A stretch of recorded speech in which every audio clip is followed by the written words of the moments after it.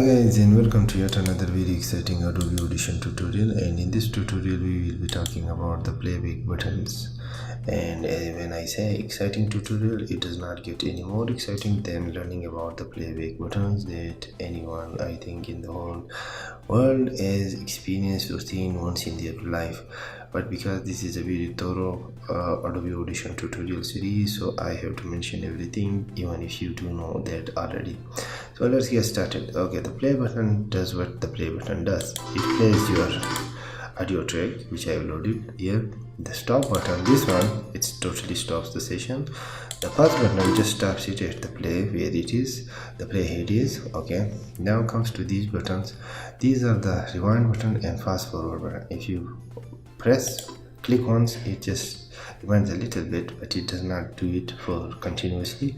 You have to hold it to rewind it to the beginning or for a long period of time. The same goes for fast forward. You have to hold it, then it will fast forward for a longer period. If you click it once, it just fast forward for a tiny portion of the audio track. Okay, now these buttons, which move the play to the previous marker or to the beginning or the end of your track. Okay, for these you can also click on the keyboard shortcut end and on. They also does the same function, Okay, now to play your but I want to mention that these buttons, if you have markers, like I have set these markers are used usually in editing softwares to leave a little bit of information that is useful to the editor himself or for someone else who would be viewing or reviewing or working with your project later on. So at a certain point, when special editing or special thing is happening in the track, people leave a marker and then gives the reason why. Okay, maybe why you have edited a certain part and what's the purpose of this place or that place. It's just little notes like on a sticker paper that you leave inside your editing software.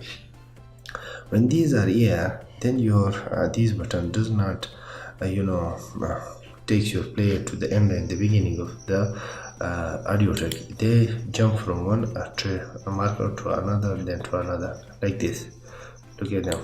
Okay, it jumps to this marker 1, then when I click it again, it jumps to marker 2, then to 3, and then to 4. I mean to the end. If these markers were not here, they have been here, I have created the markers panel here. For example, I delete them all, then it just jumps to beginning and to the end. Okay, now these buttons you must be already familiar because I already made a whole tutorial about it, how to record your sound into Adobe Audition. Okay, this button does recording. When you press it, it starts recording your voice, and whenever you play it is, for example, it's at this place and I want to start recording, and I think I would start recording a little bit. Okay, let's click it. I'm recording my voice into this audio track, and this my voice which I am recording will take its position and delete or remove the audio track from this area. Okay, now let's start it. As you can see, till this place, let's play it. I'm recording till this place the audio track was playing its song, then after that it started recording my voice. It changed it. Okay, I'm gonna control Z there. So the bottom line is that wherever your sound is recorded, okay, it's just going to then it's going to start recording over the track that it is placed over. So I hope you get that point. The track or the sound wave that is underneath it would be removed or deleted because a new track or a new sound wave has been recorded over it. Okay, that's like that. Other than these, you must be familiar with the I and O keys, which marks the end and the end point for selection. I selects the beginning portion, and you can adjust this with a mouse cursor also, and O marks the end point. Other than these keys, the other keyboard shortcuts that are important in the playback is the J, K, L keys. If you click on the J key, your music or your audio tracks goes backward, and if you hit the L key, it goes forward, and with the K key you can stop it.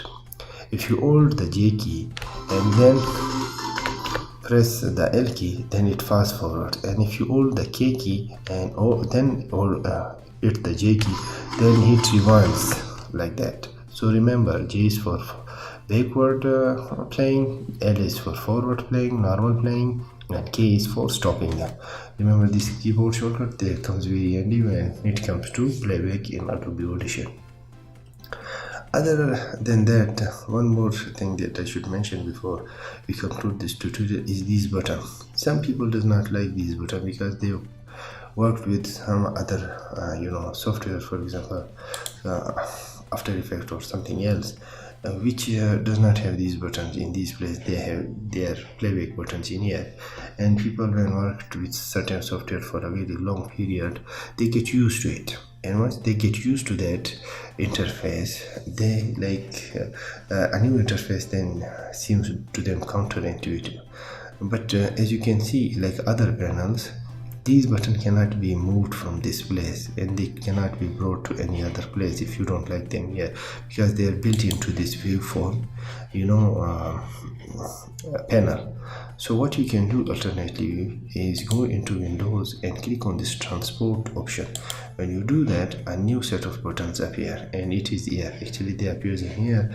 I've just dragged them in the past session into here, but you can move them wherever you want. You can place them here, wherever you like it. Okay, this place seems better for me because I have worked and being a user of After Effects, Adobe After Effects, which is a cool and great video effects software, of course. And if you want to check there's software tutorial that are also available on my YouTube channel, you can check them out. They are really useful to creating effects in videos. So, and the last button that I want to talk about, the last two, one is the loop button. Of course, if you press it and then your playhead reaches all the end, it starts the music or the song back again, like that. Okay, so that's another thing that you should be mentioned on. You should be aware of. If you skip that thing, and this last suppose you want a certain portion of your audio track to be removed and want to hear the music without it, then there are two options of doing that. One is that you make the selection that you want to remove it and want to listen to the audio track, that how does the audio track sound without that portion. You select it, then hit the delete key, and that portion is removed. Then you just review it by playing it, and once you are happy with it and you reviewed it, hit Ctrl Z and that portion will be brought back.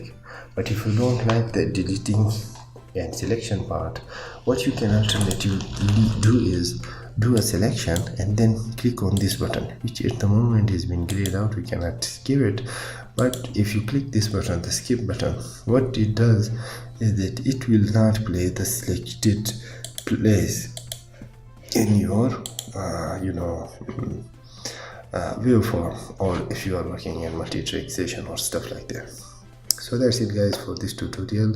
This tutorial will learn about the playback buttons and what you can do and what each button does, and how to bring up additional button. Of course you can close these by clicking close panel and stuff like that. So with that said, I take my leave for now and hope to see you in the next tutorial. Goodbye for now.